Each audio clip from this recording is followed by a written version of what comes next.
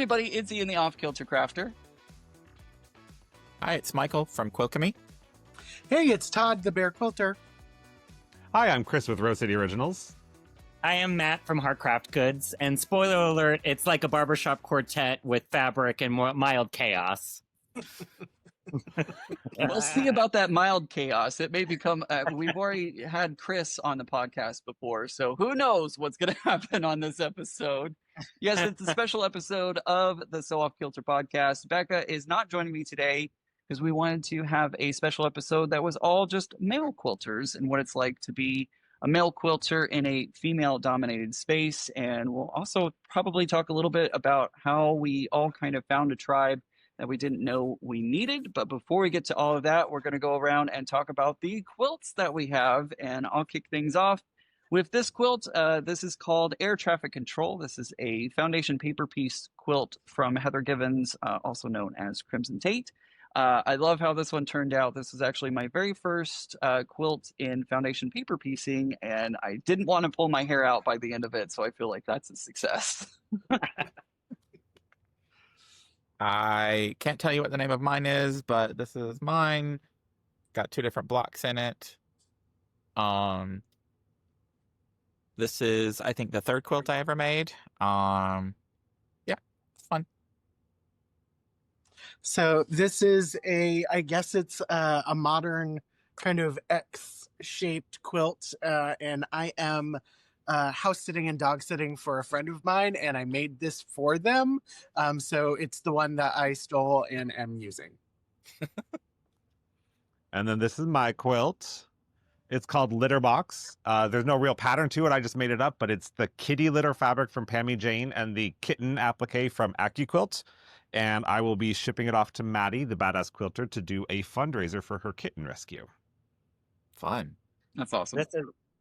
This is mine. It's my watermelon hug pattern. Just a quilt as you go, quick little project. And it was my first pattern to ever publish, so I'm proud of it. Awesome. Perfect for summertime. I feel like it's a perfect time to show that one off. Yes. Well, when I first started getting into quilting, I found out that there was a quilt guild in my town, and I was nervous to go talk to them or even approach them because there's only ladies in the group, and I was worried, like, would they even let a male quilter or a male early beginner quilter join them? And so I ended up messaging them on Facebook and just asking what now at the time now feels like a silly question, but I wasn't sure. Would you even let a guy join your guild? So I want to talk about what it's like being. I'm going to open the floor and let everybody kind of talk about what does it mean to be a male quilter? Well, what did they say? What was their response? Was it open arms or? Yeah, thankfully it was. They were very excited. They were very excited for me to come and check out their guild, and it was a very positive response. I was warmly welcomed, and everybody wanted to talk to me and find out how I got into quilting and how I got going in quilting and how in the world did I find out about their guild. So yeah, I was received very well by them. Awesome. I do think that is a common response. I either get the "Are you waiting for your wife?" comment, or the "OMG, it's a male quilter. I want to talk to you and know absolutely everything about you." Like it's one of those 2 responses usually. Especially. Go ahead. Oh, sorry. And I've kind of had the opposite, kind of response. And sometimes, like if I'm just coming through town and I'm visiting a shop, sometimes I get daggers stared at me from walking in the door. Mm-hmm. You can kind of disarm it a little bit by chatting with them and saying hi and asking the ladies how they're doing, kind of thing. But sometimes I get that energy there, so. I think, especially in small towns. Like if you're shopping in stopping at a shop in a small town, that was hard to say. Anyway, I've definitely had those interactions, and it of course makes me not want to shop there and spend my money there. But some quilt shops, open arms, happy to have you shopping there. They get curious, what are you working on, and then I'll show them like pictures of the quilts or the ideas I have, and they kind of lose their minds sometimes. And Mhm. it's I don't know. Sometimes it's just like you're walking on eggshells going into situations, whether it's joining a guild, going into a new shop. I go to speak at guilds or even do like virtual lectures, and part of my lecture I mentioned my husband. I'm like, okay, is that gonna be an issue? Because if it is, I don't want to be speaking with your guild. And it just, I don't know, sometimes it's hard to test the waters. I did have one experience like that when I moved to North Carolina, where in the first couple of months that I was here, I went to a small guild meeting, and and after I think the second, like I went to the second one just to be like, okay, is this for me? And somebody at the guild fully explained that it was not for me. Oh, nice. Wow. Nice. And she was right, 100% correct. Well, yeah, but I mean, mostly because she took the time to explain it. That right there solidifies that Yeah. wasn't the environment for you. Yeah. Wow. Exactly. So I think it's, again, like small town. These were very traditional quilters. I am not a very traditional quilter. So there was lots of reasons why maybe this wasn't a good fit, but yes. So I would say that, so thinking about where I lived at the time I started quilting, I was living in Northeast Ohio, and my parents lived in rural West Virginia. And so a lot of the quilt shops I'd go to were maybe in West Virginia at the time. And I think I was fortunate. I would go in and explain that I was the one that was quilting, and they were like, "Oh, that's actually really kind of cool," and would be willing to help me figure out, because I knew nothing. I'd be like, I barely know how to use a sewing machine at this point. So you're going to have to talk me through the different kind of fabrics that you have and what I should be using and what I shouldn't. What's a pattern?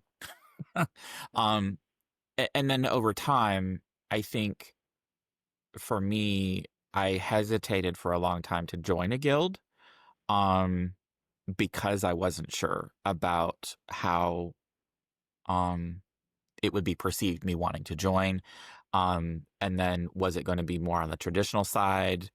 Modern quilting for me is a newer thing. It's been about 2 years. So like I'm still learning that as a whole and exploring it. So when I found the MQG, it was like, okay, this seems really cool, but then was very still hesitant walking into my first guild meeting because I didn't know anyone.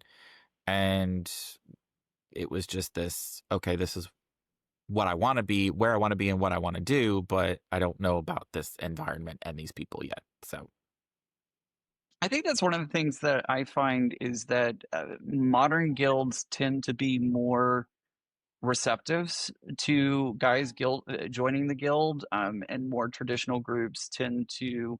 Although I'm thinking back to the Dallas Fort Worth area, and I feel like I could have gone into any of the traditional guilds and maybe not been like, I don't want to say like fully accepted, but like none of them would have been like, no, you don't need to be here, like that kind of situation. So, but I feel like the more traditional guilds, it's that kind of like 50-50 of, which way are they going to go with it, as opposed to modern guilds, which I feel like typically, maybe not always, but typically are more opening and welcoming to everyone. Is that something that y'all kind of feel the same on? I think so. Yeah. Yeah. Like Definitely. my introduction to the Modern Quilt Guild, I'm a member of the Portland Modern Quilt Guild. I actually met two members prior to even going to a guild meeting.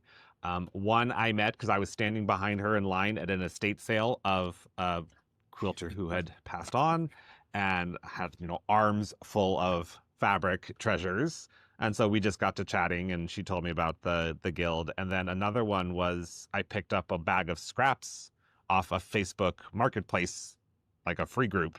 And she, at the time, I think was on the board for the guild.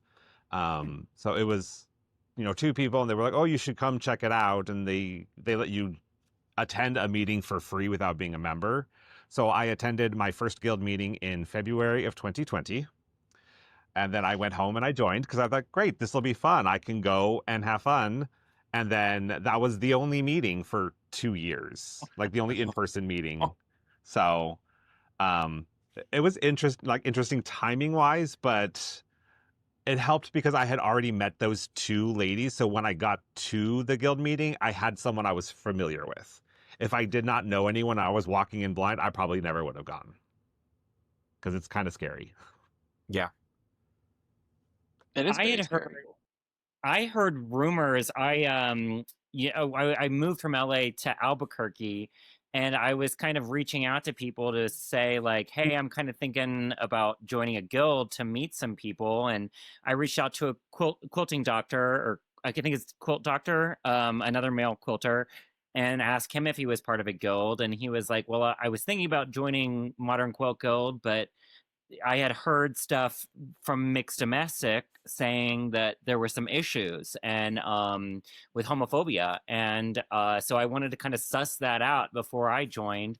And I came to Albuquerque, and shortly after moving here, we had a quilt show that was put on by all the different guilds in town, and I talked it over with the guild president at the time, and was like, I hear rumors and what's going on. And her reaction kind of soothed me and told me what I needed to get, at least from this group that I'm working with. And luckily all of those ladies have welcomed me with open arms, but I was kind of hesitant there because of history. And I think that the other thing too was when I first went, I think people were waiting to see if I was going to continue, right? And was this just a thing? Was I really a quilter, or was this just something that had kind of popped on our radar, maybe because of COVID, and were curious to see if I was going to stick to it or not?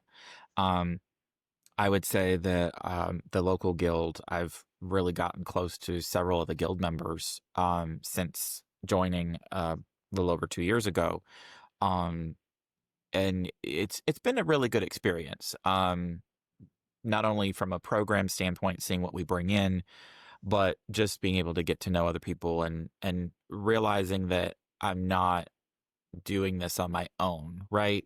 I don't know if that makes any sense, but like I felt like I quilted for myself and by myself. Like even now, what I make, I don't typically make for anyone.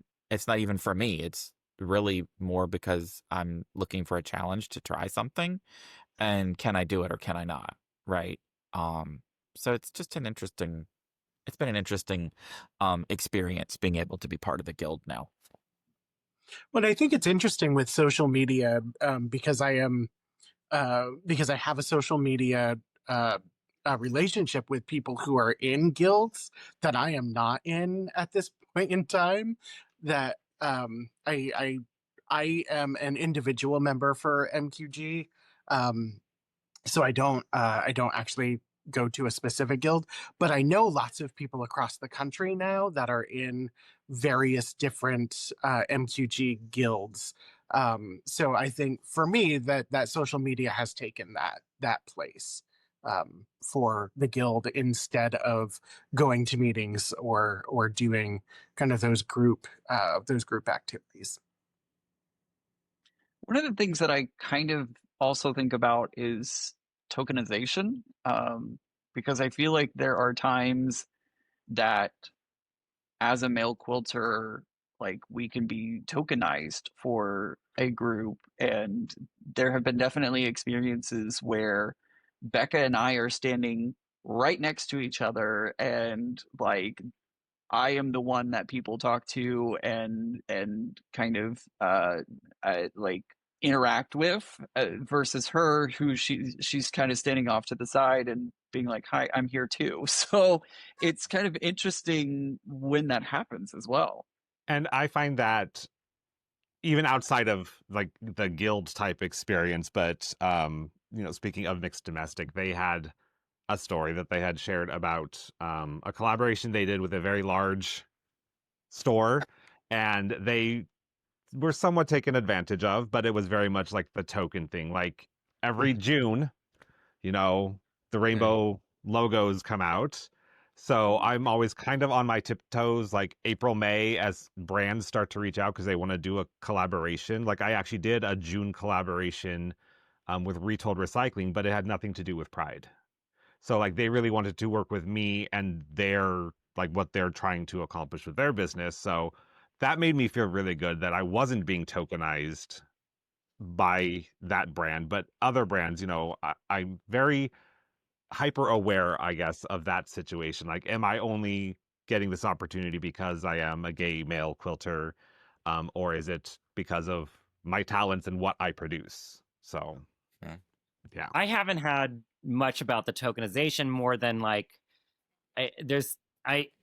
we're also fairly young for our industry, and that's kind of the tokenization that I've kind of experienced. Well, you're young, kind of vibe. So That's true.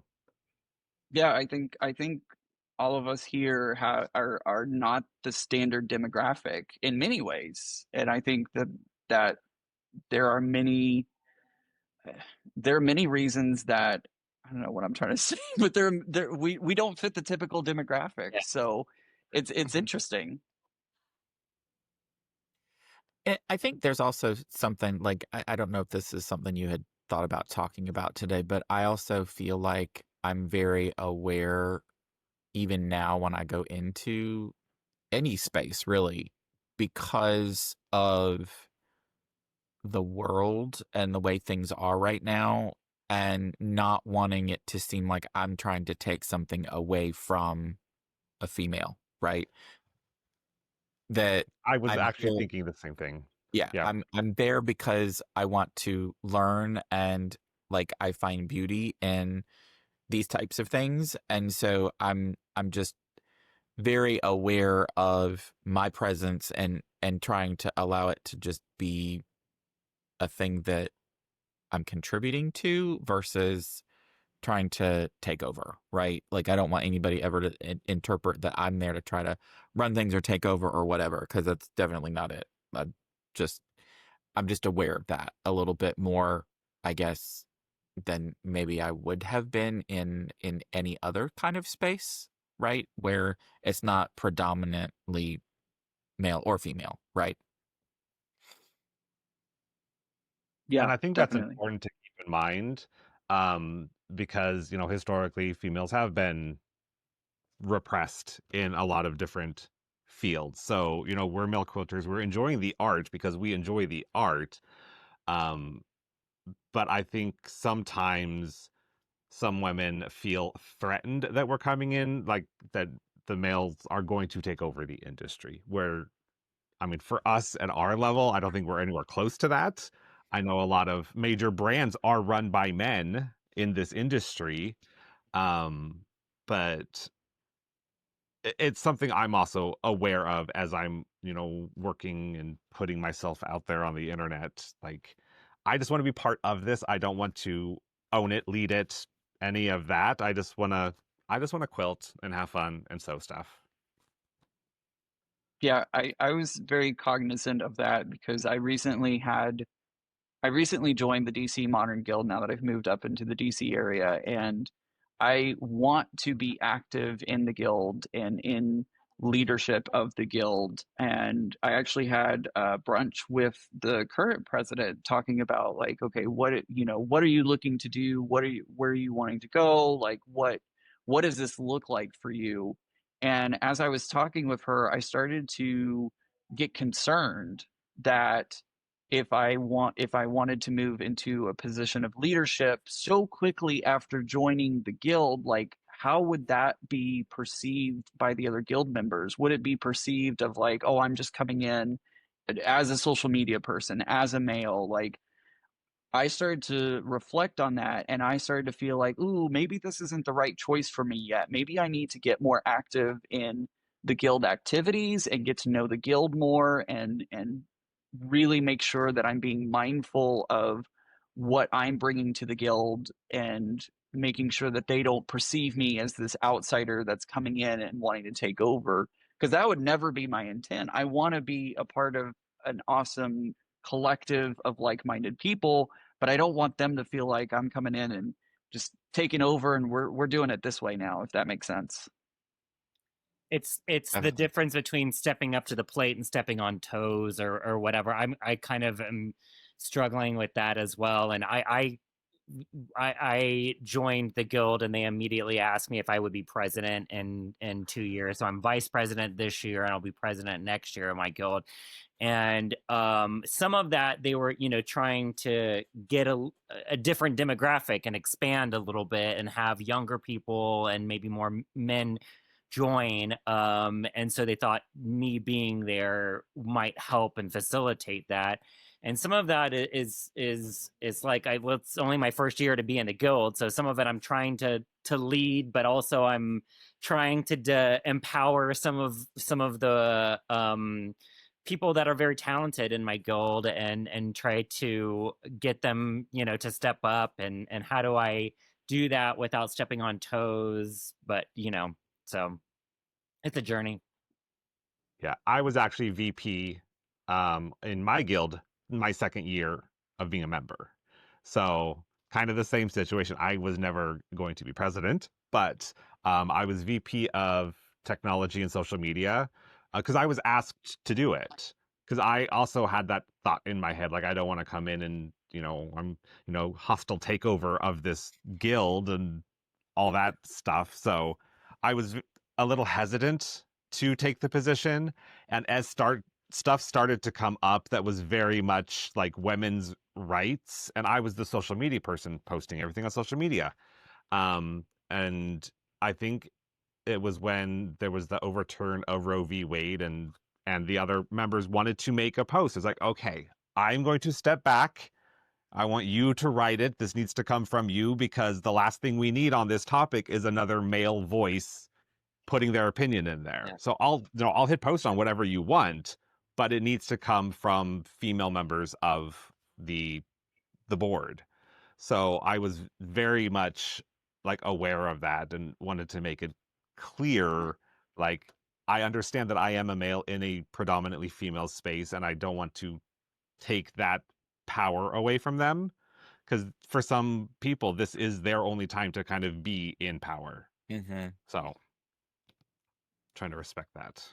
And I think that it really comes down to acknowledgement and I had the other word in my head and it's gone. Great.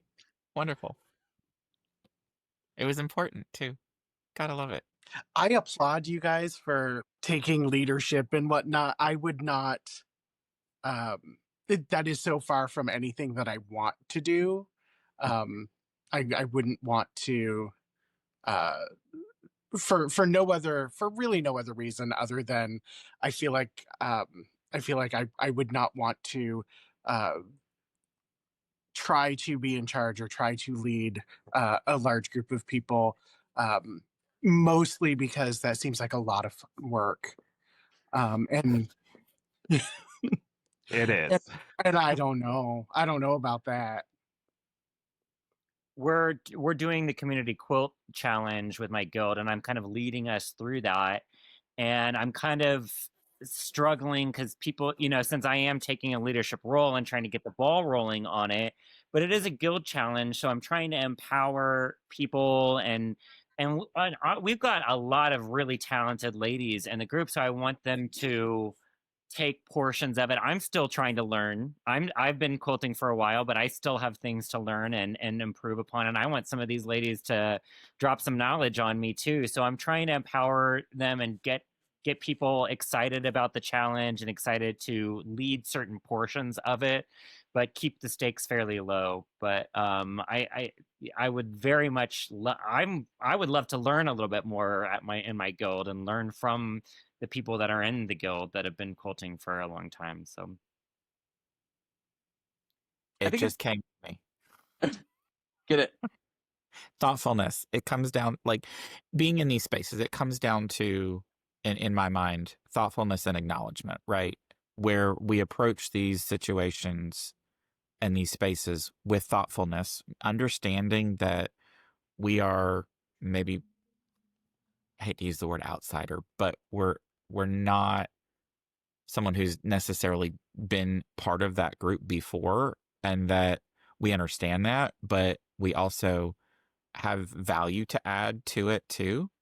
And then just the acknowledgement, I think, is what helps carry some weight when we're in these spaces, right? Anywho.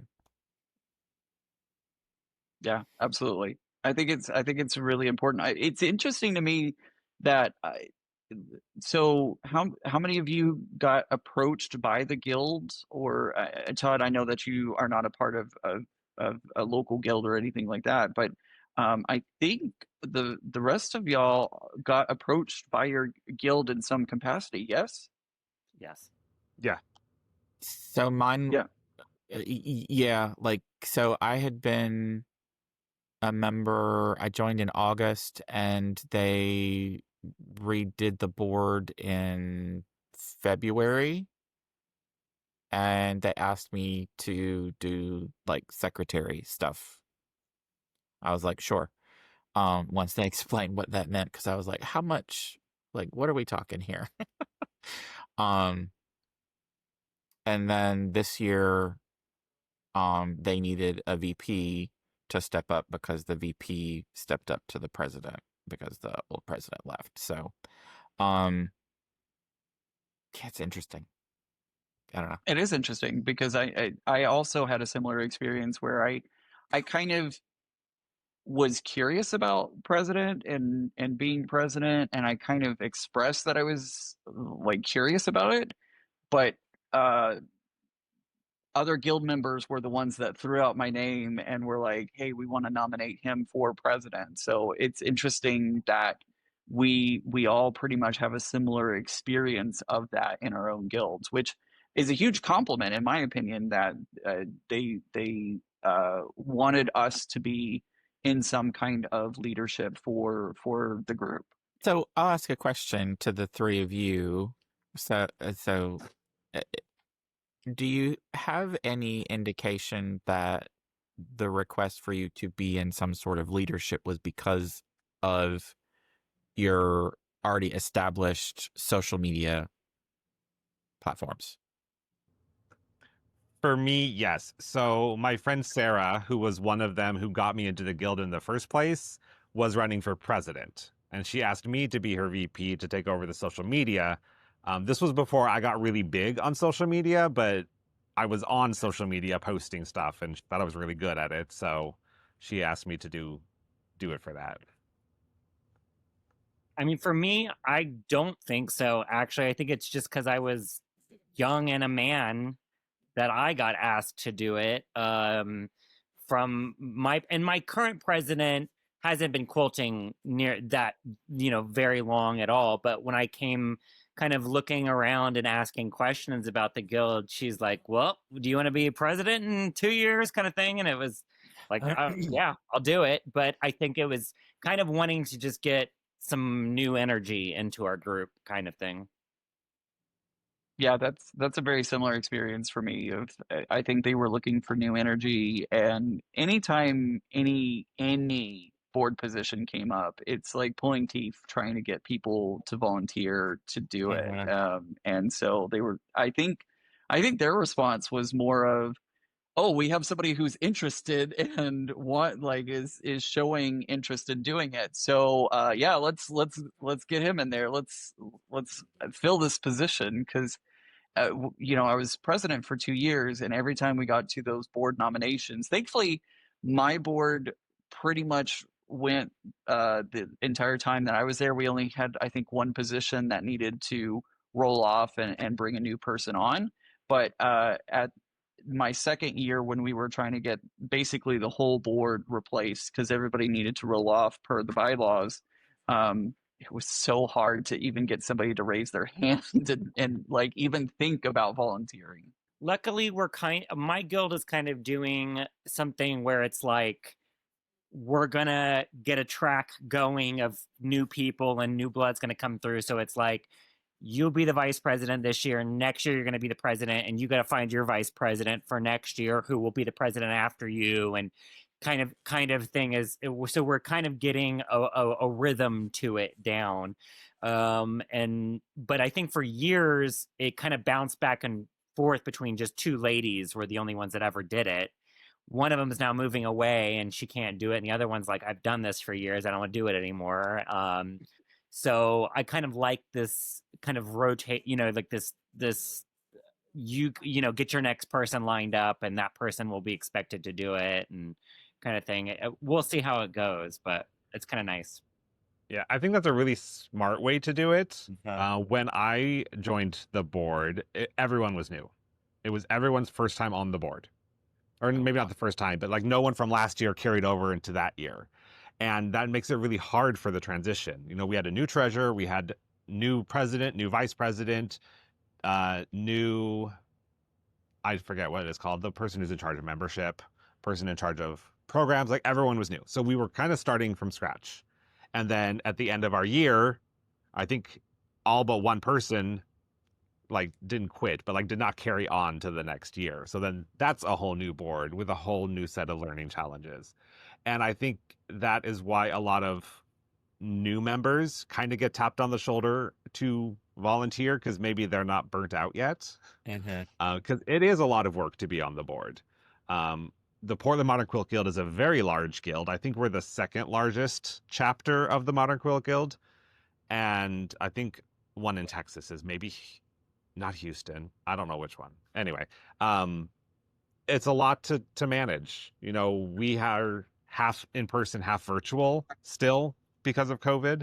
And so there's all kinds of different nuances to take care of and different members complaining about different things. And it's exhausting. So, getting that fresh blood in, whether it's, someone just joined the guild, all of a sudden they're being asked to be on the board. I think that's where a lot of that comes from. Because a lot of members who have been members for years and years and years, can't get them to volunteer for anything. It's very frustrating. And is some of that the patriarchy too? I feel like the patriarchy has done a number on some of the ladies for over years and years and years, to the point that building up confidence is and getting them to want to step into the role. I look at them and I see the work that they do, and it's incredible. And it's you need to be leading some of this stuff. And they're like, oh no, they get meek all of a sudden. I'm like, babe, you are talented when it comes to quilting. I don't need, why am I talking at this meeting? You need to be the one leading this. So yeah, I think doing it themselves is very different than leading. And so I think I think you're right, Matt, that there's a significant change when it's going from doing themselves to then trying to lead others to do similar things or the same thing. Hadn't thought about that. There's a lot of internal talent that is a lot of times untapped, and I think everybody's scared to come forward because it's a whole lot of that. Well, I'm not good enough. I don't know all the things. I don't do all the things. And I feel like there's so many times when internally there's a lot that can be learned from within, and a lot of people just don't feel comfortable or good enough to do that, if that makes sense. It does. And I think some of it's also just that the personality of the individuals, because some people they need that instruction, they need to be told what to do, and other people are just, I'll just figure it out. And it's the people who have more the I'll just figure it out. They don't mind stepping up, taking on leadership roles for whatever, and just figuring it out. Others that are more I need instruction, they're very hesitant to take on those roles because there isn't someone who's going to be feeding them, do this, do this, do this. noticed the exact same. And I think we are more the type to we'll just figure it out kind of thing. And so maybe that's what has led us to be where we are in our guilds and that kind of thing. So I think as gay males, we kind of have had to do that in our whole life. Not like we've kind of stepped outside of what everybody else is doing and done our own thing and been like, okay, well, I can't walk in this path. I need to figure out what's going to work for me, and we just kind of do. Yeah, I mean, I think as you know, members of the Legitimaquah communities, I can't say that. we grow up not being ourselves, right? Like we grow up kind of putting out this this persona and figuring out how to navigate any given situation, and we still do it. Like I still code switch. Like I'll go to, you know, one of the small towns near me and I will code switch and I will try to make myself a little less obvious to do it. And it is what it is, right? Like we have to do it for safety. We have to do it for comfort. We have to do it sometimes for other people's comfort. So yeah. I think that's one of the things that I kind of picked up on a lot recently when I went to Pride Night at Disneyland. Like that was such a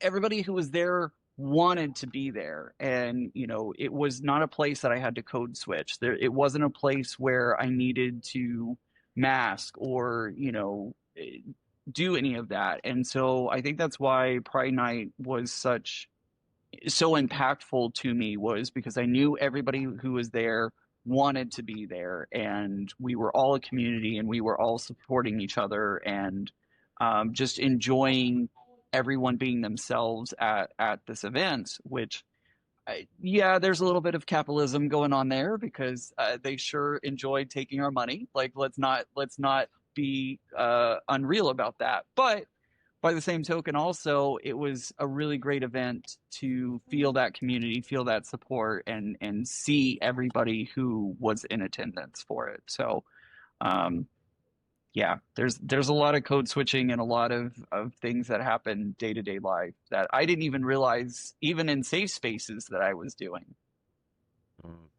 Mm-hmm. one thing I want to ask you guys about, and this is something that I kind of realized. I started working at a quilt shop in town, and when I first started working there, a lot of the criticism I got was the way that I used certain tools, like rotary cutters, for instance. A lot of the ladies would have a heart attack because I would not hold the rotary cutter the same way that they were told to hold the rotary cutter. And it took a lot of, like, I had to show them, like, look, my hand is like that much bigger than yours, and I can't put my finger right there because it's going to slip off and touch the blade. So I can't hold the rotary blade the same way that you guys do. Have you guys noticed anything like that? That there's some stuff that's made for, you know, ladies and Machine quilting gloves. Can't Yes. find them in my eyes. I was gonna say I had to order like the $35 pair of quilting gloves so that they would fit my fat man hands. Otherwise, they're still too long because I have short, stubby fingers, but my hands are fat, so I had to order. I had to order the gloves. The other thing that, speaking of a rotary cutter, I bought a $60 like heavy metal, really robust rotary cutter because it fits in my hand, where the other, like the Olfa blades or the Fiskars blades, they're all too small, and I just can't do it without hurting myself. Since I do a lot of hand piecing, I would say that the little fingertip things don't always fit the way I need it to, or it slides off too easy. Like, I've actually played around with the idea of trying to figure out how to make something that fits my finger the right way, because it's just half the time I end up taking it off because it's useless. I had the same thing as Todd. I bought a pair of quilting gloves and put them on, and like it didn't even hardly make it down to cover my hand at all. And I was like, oh, right, I am not a lady and my hands are probably shaped different. So that's I had to realize that that was something that I needed to get elsewhere. And hot tip, if you have a Daiso, if you know what that is, it is basically an Asian like dollar store basically is what it is. I had them in Dallas Fort Worth. I'm sad I don't have them up here, but I went to Daiso and found gardening gloves that had those textured portions. Yeah. And that works perfectly. That's what I use. I bought mechanics gloves. Our store is Delar Tra, just in case you've never heard of it. Fancy. It is so fancy.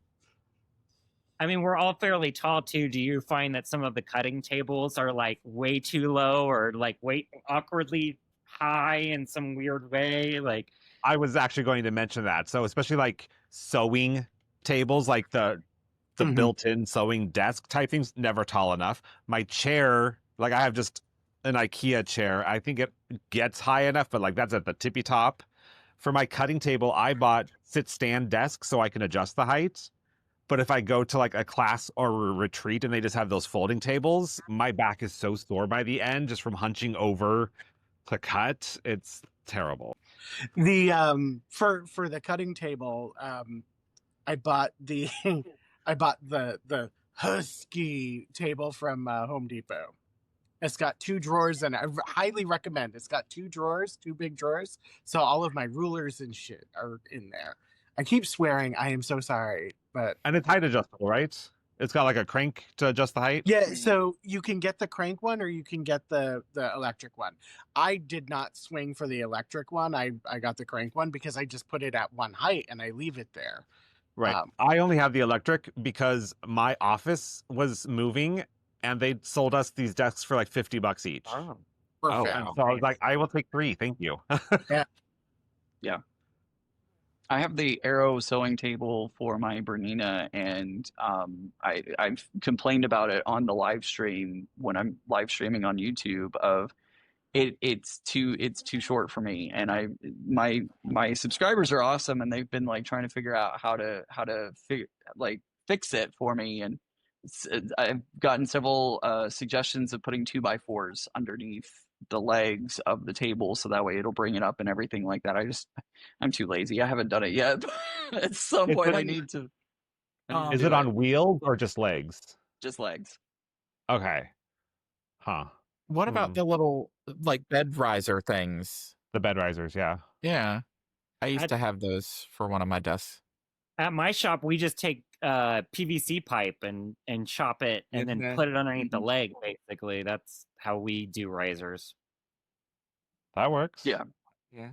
Yeah, I've done that for my 6-foot folding table. Sometimes I would get that out and use it to cut with, and I would put bed risers underneath it to lift it up.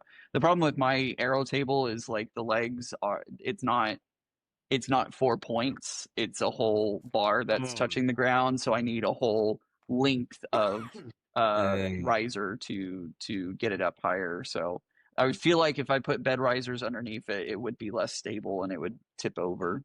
And I would be wonky nervous when about you're- that. Yeah.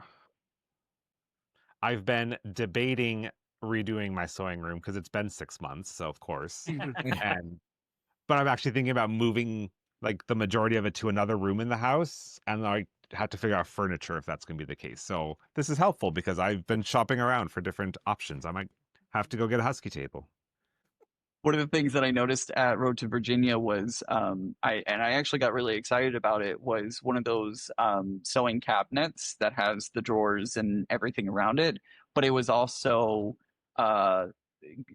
powered lift, so I could actually have it at the height that I needed it. And I was so tempted to throw the credit card down right there, but also it was way too big for my space, so it wouldn't have fit anyways. But it's a rarity to find that right now, it feels like. And isn't that also a problem we always have, is the space is never big enough? Like Yeah. I could do a custom quilt studio and I don't think it would ever be big enough. Exactly. Yes. For sure. Yeah, definitely. We never have enough space ever. Nope. I keep trying to convince people that the living room, which is really not used by anybody important, would be a great room for, like, additional work. Oh, perfect. I keep trying to take my oldest's bedroom. He doesn't seem to care, but like my husband says no. He needs privacy. Yeah. It's overrated. I mean, that's what I did in my apartment. My living room was my sewing area. I definitely did not have a couch, and my YouTube subscribers know that I went for years without a couch. Priorities. Exactly. Who needs a couch? It's fine. I got fabric. I can just stack the fabric up and lay on that. There It's you fine. go. There you go. Nice and comfy. Do y'all ever find that some of the patterns or fabric is a little like too cutesy? Do you ever feel like there's I don't think so. Like, I guess that's all just a personal taste. Yeah. I have a wide, like, I like almost all fabrics. Vintage, well, okay, I'm not super huge on like juvenile prints. So I guess those might be some of those like too cutesy. And I'm not big on Civil War just because the colors are like all muddy, really. But I love vintage florals. I love modern prints, geometric, solids. Like, if it's fabric, I'll use it. So. Yeah, I think I shop mostly in the solids anyway, or in the fabrics that read as solids. So I don't generally get into the cutesy stuff or the novelty prints or any of that. I don't even think those sections exist in the stores that I go to. I'm sure they do. I just don't know if I know where they are. It's in the back room. Well, he would know where that was. Oh my goodness. I feel like because I don't like florals. 99% of florals I don't like. Every now and again, I'll find one that I'm like okay with. But like a lot of the industry, and coming from the paper crafting world, I found, again, that's a female dominated space, and a lot of the stamps, a lot of the papers, a lot of the everything was florals or very feminine, and it was hard for me to find things that I liked and that were maybe not necessarily masculine, but more of just like maybe even middle of the road, if you would. Like it was hard for me to find that, and I feel there's a lot of florals in fabric, and I would love to see more of not florals, but also I know who the target demographic of a lot of fabric is for, so I'm also not going to complain about that either, because you gotta target your demographic and you gotta give them what they want. So I get it. That's the thing. Florals are an easy repeat. So it's an easy thing to create a couple of versions of a flower and then repeat that in fabric. So there's that. Well, I love florals, so like I think I it's do really too. just personal preference. So I do understand though that like there's not a lot of, because I see this in quilting groups, not a lot of selection when you're looking for something more on the masculine side. Like they're making their son or their husband or their boyfriend, whatever, a quilt, and they're trying to find fabrics that aren't floral because that person does not like florals. And you usually get stuck with brown, blue, and black. And it's either solids or blenders, very geometric, abstract shapes, or hunting and fishing. Yeah, like camo. yeah, like it's very limited. You can't like a like a sophisticated masculine pattern just doesn't exist Right. apparently. Right. It's plaid. It's Yeah. It's a fish. Yes. Lots of There's fish.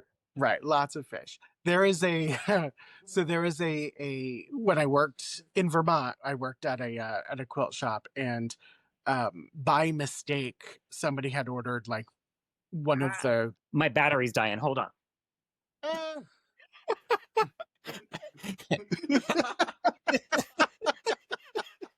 I have no idea what I was talking about. You're working in Vermont at a quilt store. Yeah. Okay. So fish. So somebody Fish. by mistake, somebody had ordered like, do you remember 7 or 8 years ago, Riley Blake put out an entire line of like fish fabrics? Somebody had ordered the entire line of like fishing fish. So it was like a bass Yeah. panel, trout panel, a salmon pan. It was They were panels. They were Ooh, that's panels. even harder. It was so bad. It was so bad. I'm like, how are we selling? Like, what are we gonna do? I made bags out of that. I was like, here's a bass bag. Give it to your fisher. He could put his little lures and stuff in there. Right? We clearly know a lot about the game. Yeah. Oh, We all know how to do fishing, right? Totally. I was like, I'm sure you can pack some sandwiches in this. Yeah. There you go. Oh my. Switching gears a little bit. I'm so glad we're friends. Y'all have been insanity. Oh my gosh.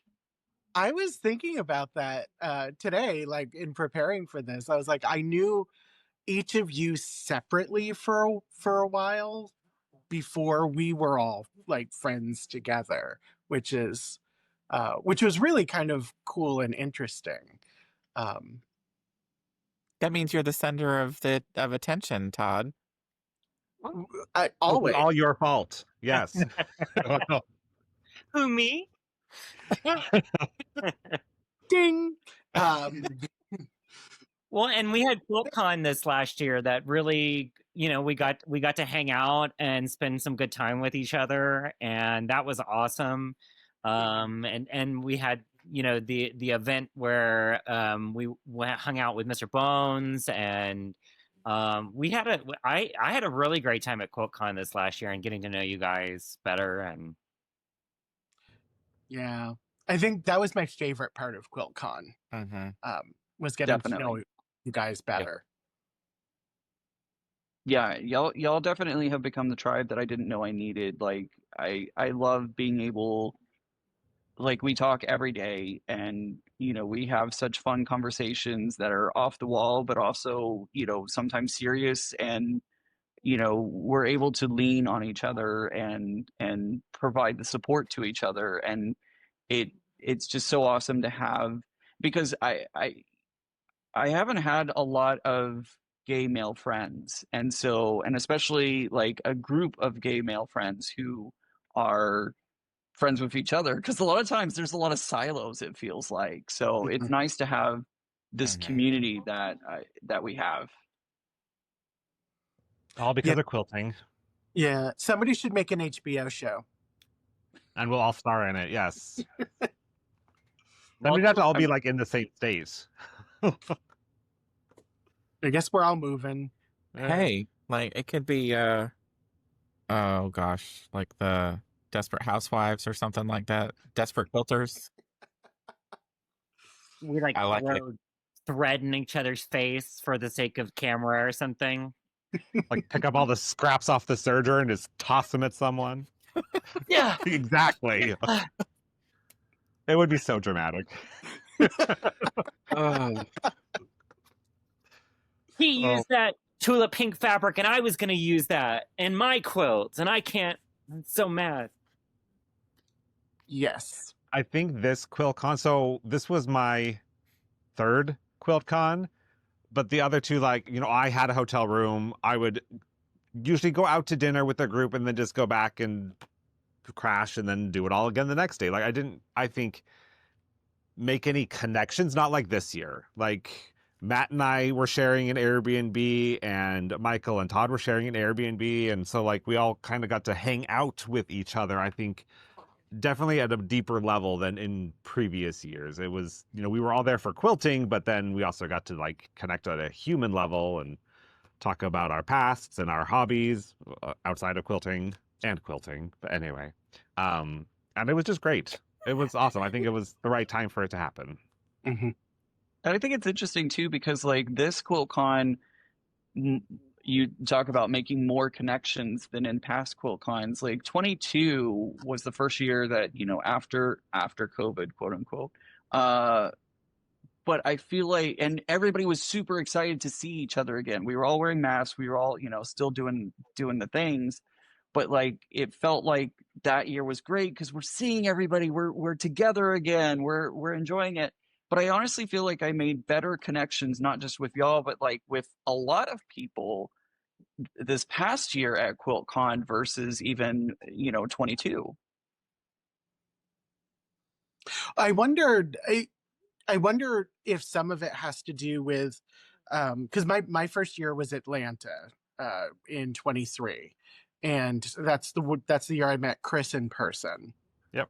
And my first year was like, it was kind of a whirlwind. Like I had met a couple of people and made connections with a couple of random people, but really like it was a lot. And then Raleigh in 24 was so many people. It was so crowded and so packed.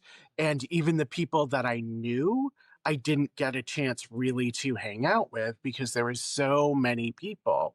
But in Phoenix, I feel like it was a nice mix of space. It didn't feel as cramped. It didn't feel as crowded. And I was able to connect not just with you guys, but connect with a lot of other people that I hadn't been able to really connect with previously because there was a little bit more space and a little bit more time. Well, and Michael took an all-day class. I remember that day felt off because Michael was like in class all day, and we were like, "Well, where's Michael? Oh, he's in class." So, yeah. Yeah, I don't know why I do that to myself. Like the first year I went was 24, and I think I took 6 classes. Why did I do that? I don't know. I don't know I asked you that year why you took that many why. classes. And then last year it was 3, but 2 of them were 8-hour classes. And I'm like, again, why did I do this? I don't know. I don't know that I'm taking any this next year. I think that I want to be just out and about on the floor more. But we'll see. I don't know. I felt Like- like during the day this past year, like we were all kind of busy. Like I know Matt was running around interviewing people for the fashion segments. I had some meet and greets, and I feel like it was chaotic, but it was also only during like the event it was chaotic. Afterwards, like we were all able to connect, where in previous years I'd have like dinner with different brands, and so I felt kind of pulled away from people, and that wasn't the case this year, which I really liked. So I might have to decline some invites for next year because this was definitely more fun. I also think that going back to connections, like because of you all, like, so Todd was my in, like I just got brought along. I'm the tag along. But like this year I got to meet Dee. Like we all know different people. Like I knew Libs, Elliot, and like I don't think some of you had met her before. And so like I don't know, it was just a really cool experience to get to actually hang out with other folks as well. So like Maddie, Badass Quilter, Like it was really nice to be able to have QuiltCon, but then also be able to step away from QuiltCon to really develop some of those connections. It was a really nice experience. I love introducing people to new people. Like if I'm talking with someone and someone I know walks by, like I'll introduce them to each other. I'm just you two need to know each other, and you two need to know each other. I love the quilting community. It's true. And I didn't realize, so the first year I went to QuiltCon was the year I met Scott, and I met, Tina and Debbie Does Quilts. Like I met them that first year, having kind of no knowledge of who any of these people were.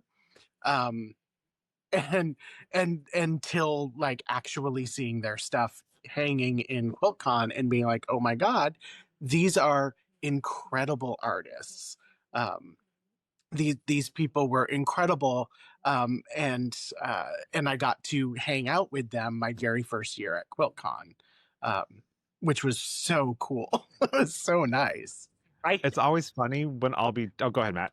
Well, I was going to say that the sticker game really helps that along at QuiltCon, because I was handing out stickers and I got one from somebody, and it was Debbie does quilts, and I had seen her quilt hanging in International, and that was my favorite quilt that I saw at an International. I was blown away by it.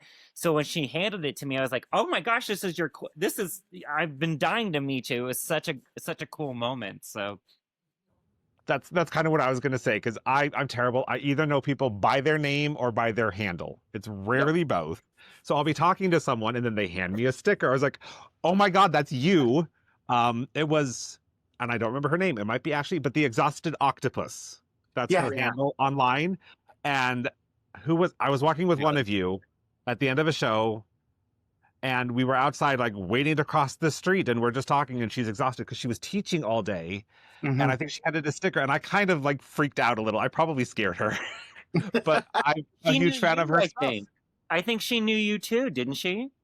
Yeah, but like I'm terrible with names. So like we were chatting and she was exhausted, and yeah, I freaked out on her a little bit, but it's fun. I love it. I love meeting people in person, and I think even a little more so when like you're connecting with someone and then it clicks like, oh yeah, this is you. I've been like gushing over your stuff for years. So nice to meet you in person. Now that I've made a total fool of myself. I honestly, this makes me feel so much better, because there have been times that somebody introduces themselves and I'm like, oh, okay. And then like not realizing who it is until I see their work or see their sticker, like whatever. And I'm like, oh my gosh. Yeah, no, Chris, totally. I totally get that. And this conversation makes me feel so much better about that. It was the same when I got to meet Debbie Does Quilts, because I hadn't met her until this last QuiltCon, and it was like the last day at the very end. One of you was, I think, Todd, you were chatting with her, you and Maddie, and she handed me the little pin, and it was Debbie Does Quilts, and I was like, oh my God, yes, because I think I have one of her stickers on my long arm on one machine. I don't remember, but it was a sticker someone else had given me. I didn't get it directly from her. I feel kind of bad because Leo Ransom, this was his first QuiltCon, and so we, whenever he got to the convention center on the first day, he was with me and Becca and Tiffany, and we were all walking the vendors and all that kind of stuff. And I had never met Adam Sews before, and we were crossing paths, and I was like, oh my gosh, Adam, started talking with him and doing all that. And then somebody else came up and started chatting with Adam. So I kind of was making my bow out and continuing on the aisle and everything. And we start walking, and Leah was like, you didn't introduce me to him. I was like, oh no, I'm so sorry. I'm so sorry. My bad. Sometimes you just get hung up in the moment. Yeah. You get all starstruck sometimes. Yes. And it could be very overwhelming at a show like QuiltCon. Like it's overstimulating. So you're kind of in, like, for me anyway, I have to put myself like in my own little bubble, or I will get overwhelmed. And when I'm that way, even if you're standing right next to me, I might forget you exist for a minute. Definitely no offense, but like, that's just how I keep my sanity in events like that. Because it can be super overwhelming. My first year, I was definitely overwhelmed. Very much so. It is a very, very overstimulating. That's like one of the tips. If anybody's asking me like, oh, what tips do you have for someone who's never been? I'm like, it's going to be overwhelming. You need to take breaks. Pace yourself. Like, have good shoes. Stay hydrated. Drink your water. You're in Yes. Arizona. Yes. Yeah. No matter how cute your Converse are, your feet are going to hurt, so wear good shoes. Yes. I say that to remind myself for next year. So my tip is always like, don't try to get through all the quilts on day one. You're not going to. I have yet to make it through all the quilts, period. Yeah, I've never done all of the quilts in one QuiltCon. Definitely. It's hundreds and hundreds of quilts, Mhm. so many rows. And I swear, like, you'll go down the same row 3 times, and then you turn around and, like, I don't know if they switched the quilts at night or what, but there's, like, new stuff you Yes. haven't seen. Yes. Yes. I saw a picture on Instagram and I was like, wait, where was that quilt? I know I should have seen everything, but where was that quilt? Right. What are y'all most looking forward to for this coming QuiltCon? Seeing you guys. Yes. Yeah. Absolutely. All of us in Getting one to hang out in All- person again. All of us being in the same place at the same time. Oh, the chaos we will bring to QuiltCon. They don't even know what's going going on. Raleigh. I wanna It's know gonna if be a Matt good can time. Make everybody an Yes. outfit. Like, we should all have a matching outfit, but I need Matt to make it. I was actually thinking, which Sailor Scout should we all be and show up as like Sailor Scout? So Oh. I decided Todd would be Sailor Moon. Yes. Michael, you're Mercury. Chris, you're Mars. Ian, you're Jupiter, and I'm Venus. Love it. I'll go get my tennis skirt ready. Yep. Mm. Just pull it out of the back of the closet. 3 You inch. know it's already there. 3 inch. We're gonna show our legs off. Uh, Oh my goodness. QuiltCon is not gonna know what hit it. At least it's are you all Raleigh. getting your quilty wardrobe ready? I know it's going to be hard to outdo Matt's selvage jumpsuit from last year. Right. That might take another turn next year. We'll see. I'm hoping North Carolina won't be as hot as Arizona was.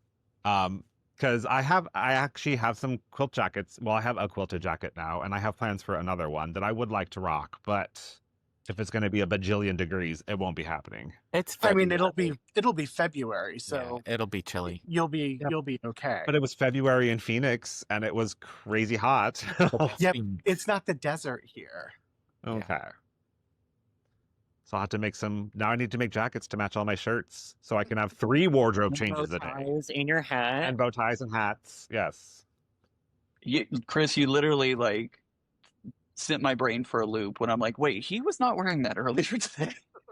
I had a lot of people comment on that. So next year I'm gonna have to like bring a rolling suitcase with me to the show for all the different outfit changes. Because I just shove them in my backpack now, but it's like 1 extra shirt, 1 extra hat. Yeah. And then I have to coordinate with Dee to make sure that we have our matching outfits. Do you follow C-Trick on TikTok? TikTok, yep. So they just got like a rolling Wardrobe? garment and like Oh, I it saw that. Yeah. pops up out of a suitcase. You should do that. I'll just put a rack in the AccuQuilt booth with all the different shirts. Excuse me a moment. I got to change. Wardrobe change. I want to see it though, like the magicians do it, where like you just throw your hand down, a puff of smoke happens, and boom, you're in a new outfit. I would make such a scene if I could do that. Or one of those quick change artists. Yeah. Like you Just tie a little fishing line in the shirt. Yep. That would be fun. When we actually have a fashion show at QuiltCon, like I'm scheming for, then you'll have to do you plan your reveals and your tearaways and Or like you'll see me go down the runway and then like I'll go down again after another person. Like, wasn't he like, yeah, there's 3 of me. It's fine. I'll get really good at the quick change. I'll have to put snaps Mm. on my shirt so I can just rip them off. That sounds like a quilting after dark. On that note, I was gonna say I had so many comments I could make right there, and I just had to stop.